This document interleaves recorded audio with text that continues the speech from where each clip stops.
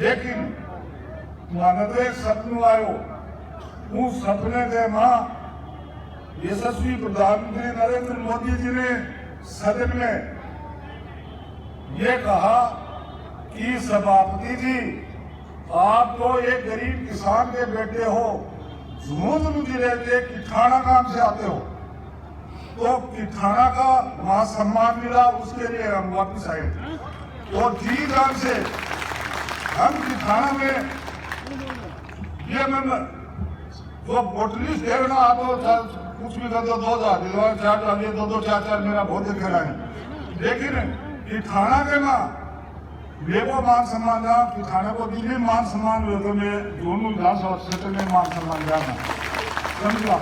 और फिर लगा पूरा बोर्ड जोड़ा सगा आदमी अपना बोर्ड जोड़ा करना भाड़ा हो कोई आके काम में करते पंचायत तेरो बहुमत है बहुमत है उठे भागू अणु बहुमत को निकलो हर व्यक्ति वोट जोड़े वो जना या विधानसभा निकलेगी। सब साथ मैं आपको बहुत बहुत धन्यवाद दूँ क्योंकि मैं पिछली लाइन में बैठे हुई हूँ स्टेज पर मैंने आज ही बताया है। एक लिए बहुत बहुत धन्यवाद को जय हिंद जय भारत। सक्रिय हूँ तब से आप और हम इसे झुंझुनू विधानसभा में 2 ही नाम सुनते हैं, एक सुमित्रा सिंह जी, एक है सीसरा मोला जी। 2 ही नाम सुनते हैं ना भाइयों। गलत तो नहीं कह रहा, मैं गलत तो नहीं कह रहा, बोलो एक बार हाँ या ना, सुने ना। अब दोनों ने मैच फिक्स कर रखा है, या तो मैं या आप। अब मैं आपसे पूछना चाहता हूं, क्या यहां बैठे हुए लोगों में से, मंच के तमाम लोगों में से कोई परिवार ऐसा नहीं है जो झुंझुनू विधानसभा का प्रतिनिधित्व कर सकते? हाँ या ना? है या नहीं? है ना? तो उठा के जोरदार हाथ तालियों से बताओ और बबलू चौधरी को इस बार विधानसभा में भेजो कि आपका बेटा, आपका लाल इस झुंझुनू की तकदीर को बदलेगा। मैं आपसे जानना चाहता हूं, यहाँ राजेंद्र जी बैठे पकड़ के चेयरमैन रहे, यहाँ विक्रम जी बैठे पकड़ के चेयरमैन रहे, यहाँ गोविंद सिंह राठौड़ वर्तमान में चेयरमैन रहा, मैं पकड़ का वाइस चेयरमैन रहा। आप सब लोगों से जानना चाहता हूँ, आप सब पकड़ गए हैं। मैं सीताराम जी के परिवार से पूछना चाहता हूँ, सुमित्रा जी से पूछना चाहता हूँ, एक कोई काम आप पकड़ में बता दो जो आपने कराया हो। एक कोई काम पकड़ स्कूल अगर कमोनीत हुई तो हमने कराई, चाहे 8वीं बनी हो, चाहे 10वीं बनी हो, चाहे 12वीं बनी हो, तो हमने भारतीय जनता पार्टी की राज में वसुंधरा जी से हाथ जोड़ के कराई। अगर आपने कराई हो तो बता दो। ये झुंझुनू शहर, इस शहर का एक कोई परमानेंट काम सुमित्रा जी और सीताराम जी के परिवार ने अगर कोई कराया हो तो बता दो। आप बता दो, आप में से कोई आदमी क्या वो कहे कि हमने ये करा दिया। मैं राजस्थान के 33 जिलों में, राजस्थान की 200 विधानसभा में घुमा हूं। जब उन जिलों को देखते हैं, यहाँ तक के झुंझुनू को देखते हैं, तो कई बार ऐसे लगता है जैसे झुंझुनू खाली हो रहा है। क्यों 50 साल में विकास नहीं हुआ? किसका कारण है? कौन कारण है? क्यों हमारा कॉपर का जो माइनिंग हमारी बंद हुई उसके पीछे कौन कारण है? क्या नहीं कारण है? क्यों नया उद्योग कोई राजस्थान में झुंझुनू में नहीं आ पाया? उसके पीछे कारण क्यों है? क्योंकि झुंझुनू में जब दूसरे दलों के बड़े नेताओं से बात करते हैं, चर्चा करते हैं, तो वो एक ही बात कहते हैं कि भैया उसमें गलती उनकी नहीं, गलती झुंझुनू जिले के लोगों की है।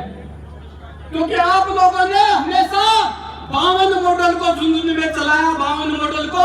इस बार आपको ये 44 साल का युवा मिला है, इसको राजस्थान की विधानसभा में भेजो।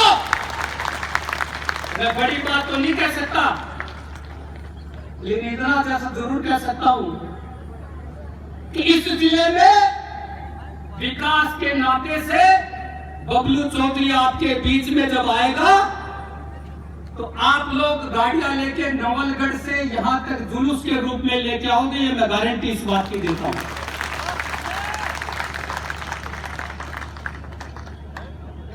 मैं आपसे जानना चाहता हूं, राजस्थान में पेपर लीक हुए, अगर सबसे ज्यादा बच्चे अगर कहीं के परेशान हुए तो वो झुंझुनू जिले के हुए कि नहीं हुए ना। तो याद करना, जब आप वोट देने जाओ तो उस एक कन्हैयालाल पारिक नाम के बच्चे की फोटो सामने रखना, जिसने जिस दिन पेपर लीक हुआ, जिस दिन रिजल्ट आया, उस दिन उसने आत्महत्या करते समय अपने पिताजी को लिखा कि पिताजी, मैं आपकी आकांक्षाओं को पूर्ति नहीं कर पाया, इसलिए अपनी लीला को समाप्त करता हूं, आप राजेश का ध्यान रखना। ये ऐसे हजारों युवा राजस्थान के हैं जिन्होंने अपने प्राणों की आहुति दे दी इस सरकार की नियति खराब होने के कारण से। यहां माताएं बहनें बैठी है, शर्म आती है घटना बताते हुए भी। मैं हिंडौन गया उस बच्ची के साथ जिसके साथ बलात्कार हुआ। आप कल्पना करिए, किसी लड़की के साथ बलात्कार होता है, चलो कोई घटना हुई, लेकिन जब ये पता चला कि इसको कुएं में डालने के बाद भी ये मरी नहीं, तो उसको ऊपर से गोली मार करके उसके ऊपर एसिड भी डाला गया। ऐसी भयानक घटना इस राजस्थान में हुई। इसके लिए जिम्मेदार कौन है? इसके लिए जिम्मेदार ये सरकार है। इसलिए मैं आज आप सब लोगों के बीच में कहना चाहूंगा, हमारे सुल्ताना के बहुत वरिष्ठ कार्यकर्ता, वरिष्ठ नेता यहाँ आए हैं। बबलू जी उनका अभिवादन करने, जोरदार तालियां बजा के स्वागत से अभिनंदन करें। इसलिए कोई 5-10 मिनट ही बची है, हमारे बाद में हमारे प्रदेश के उपाध्यक्ष भाई मुकेश जी भी अपनी बात रखेंगे। मैं आप सब लोगों के श्री चरणों में ये निवेदन करना चाहता हूं कि जिस प्रकार से पिछले 5 साल का शासन राजस्थान की सरकार का देखा और यहाँ के आपके मंत्री महोदय का जिस प्रकार के क्रियाकलाप, जिस प्रकार के कामकाज आपने देखे, राजस्थान की 200 विधानसभा क्षेत्रों में शायद माननीय ब्रजेंद्र जी ओला ऐसे विधायक होंगे जो आप मेरे सामने जितने भी लोग बैठे हैं, इन 5 सालों में मुश्किल से किसी ने एक बार कहीं कोई सड़क पे आते जाते गाड़ी देख ली और आगे पीछे कोई DTO RTO से पता लग जाए कि ब्रजेंद्र जी ओला जा रहे हैं। इसके अतिरिक्त यदि आपने किसी ने देखा तो एक बार हाथ ऊपर करके मुझे बता सकते हैं। मित्रों, ये जिस प्रकार का डरा पिछले 20-30-40 सालों से चला रहा है, ये डरे को तोड़ने का काम हमें करना है। और मैं एक बात आप सब लोगों के श्री चरणों में निवेदन करना चाहूंगा कि मैं पिछले 5 सालों से लगभग भारतीय जनता पार्टी के जिला अध्यक्ष के रूप में इस जिले में काम कर रहा हूं और बार-बार में जब प्रदेश से सूची आती है कि हमारे जिले में डी श्रेणी की कौन-कौन सी सीटें हैं, तो उसमें सबसे पहले झुंझुनू का नाम आता है। ये इसलिए मेरे मन की पीड़ा है, इसलिए मैं आप सब लोगों के आगे अवगत कराना चाहता हूं कि ये जो डी श्रेणी की जो सीट है वो इसलिए है कि हम 2003 के बाद कभी यहाँ भारतीय जनता पार्टी का कमल इस विधानसभा से खिला नहीं पाए, इसलिए प्रदेश ने इस सीट को डी श्रेणी की सीट में घोषित कर दिया। मैं आप सब लोगों से आग्रह करता हूं कि जब 3 दिसंबर को राजस्थान के विधानसभा चुनाव का परिणाम आए तो झुंझुनू की सीट डी श्रेणी से निकल के ए श्रेणी में आ जाए।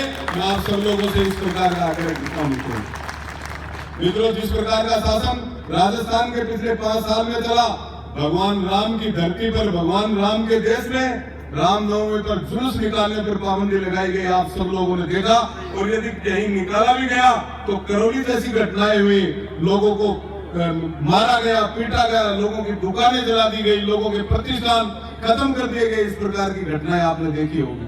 भगवान कृष्ण की ये धरती जहाँ उनकी जन्माष्टमी के ऊपर जुलूस निकालने पर हमने भी दर्द झेला है। पिछले साल केट के अंदर भगवान श्री कृष्ण का जुलूस का कार्यक्रम प्रस्तावित था, वहां के पुलिस प्रशासन ने झंडियां वहां से हटाई, हमारे कार्यकर्ताओं को, हमारे कृष्ण भक्तों को उठाकर बंद किया, उनके मुकदमे दर्ज किए, उनके वीडियो भी वायरल हुए, आपने देखे होंगे।